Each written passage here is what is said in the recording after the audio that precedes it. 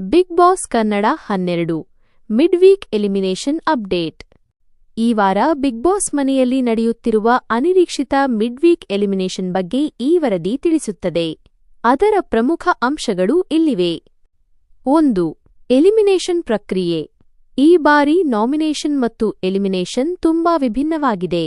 ಸ್ಪರ್ಧಿಗಳು ಒಬ್ಬೊಬ್ಬರಾಗಿ ಟಾಸ್ಕ್ ರೂಮ್ನ ಬಾಗಿಲು ತೆರೆದು ಒಳಗೆ ಹೋಗಬೇಕು. ಯಾರು ಎಲಿಮಿನೇಟ್ ಆಗುತ್ತಾರೋ ಅವರು ವಾಪಸ್ ಮನೆಯೊಳಗೆ ಬರುವುದಿಲ್ಲ. ಇದು ಸ್ಪರ್ಧಿಗಳಲ್ಲಿ ಭಾರೀ ಆತಂಕ ಮೂಡಿಸಿದೆ. 2. ರಕ್ಷಿತಾ ಶೆಟ್ಟಿ ಮತ್ತು ಇತರರು. ರಕ್ಷಿತಾ ಶೆಟ್ಟಿ. ಪ್ರೊಮೋದಲ್ಲಿ ರಕ್ಷಿತಾ ಅವರು ತುಂಬಾ ಭಯದಿಂದ ಪ್ರಾರ್ಥನೆ ಮಾಡುತ್ತಾ ಬಾಗಿಲು ಪ್ರವೇಶಿಸುವುದು ಕಂಡುಬಂದಿದೆ. ಕಾವ್ಯ ಅವರ ಬಗ್ಗೆ ವೀಕ್ಷಕರಲ್ಲಿ ಅಸಮಾಧಾನವಿದೆ. ರಾಶಿಕಾ ಶೆಟ್ಟಿ ಅವರ ಬದಲಿಗೆ ಕಾವ್ಯ ಅವರೇ ಮೊದಲೇ ಹೊರಹೋಗಬೇಕಿತ್ತು ಎಂಬ ಅಭಿಪ್ರಾಯ ವ್ಯಕ್ತವಾಗಿದೆ. 3. ಯಾರು ಔಟ್ ಆಗಿದ್ದಾರೆ?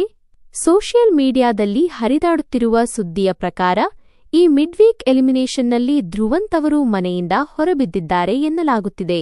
ರಘು, ಧ್ರುವಂತ್ ಮತ್ತು ಕಾವ್ಯಶೈವ ಅವರ ನಡುವೆ ತೀವ್ರ ಪೈಪೋಟಿ ಇತ್ತು. 4. ಟಾಪ್ 6 ಸ್ಪರ್ಧಿ.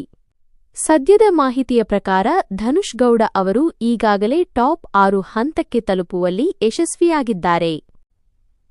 ಸಂಕ್ಷಿಪ್ತವಾಗಿ, ಬಿಗ್ ಬಾಸ್ ಮನೆಯಲ್ಲಿ ಈ ವಾರ ದೊಡ್ಡ ಟ್ವಿಸ್ಟ್ ಎದುರಾಗಿದ್ದು, ಧ್ರುವಂತ್ ಅವರ ನಿರ್ಗಮನದ ಬಗ್ಗೆ ಚರ್ಚೆ ಜೋರಾಗಿದೆ. ಈ ಎಲಿಮಿನೇಷನ್ ಸರಿಯೇ ಅಥವಾ ತಪ್ಪೇ? ನಿಮ್ಮ ಪ್ರಕಾರ ಯಾರು ಮನೆಯಲ್ಲಿ ಇರಬೇಕಿತ್ತು ಎಂದು ನೀವು ಬಯಸುತ್ತೀರಿ?